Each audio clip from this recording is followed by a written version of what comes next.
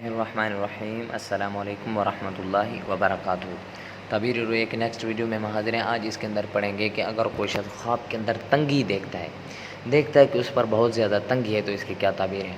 حضرت ابن سیرین رحمہ اللہ نے فرمایا کہ اگر کوئی خواب میں دیکھے کہ تنگی سے فراخی میں آیا ہے، تنگی تھی اب آسانی میں آیا ہے اور امن کی جگہ میں ہے، تو دلیل ہے کہ اس کے کام انتظام سے ہوں گے اور رنج سے راحت اور آسانی میں ہوگا، اور اگر اس کے خلاف دیکھے تو تعویل نیک نہیں ہے، تو اچھی تعویل نہیں ہوگی۔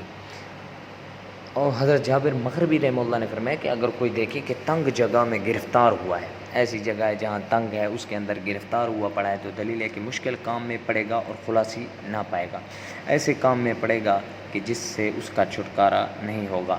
اور اگر دیکھے کہ اس جگہ خوراک تنگ ہے تو دلیل ہے کہ اس پر روزی تنگ ہوگی، اور تمام چیزوں کی تنگی خواب میں نیک نہیں ہے، تمام چیزوں کی تنگی خواب کے اندر نیک نہیں ہے۔ دعا ہے کہ اللہ ہمیں صحیح خواب سمجھنے کی توفیق عطا فرمائے۔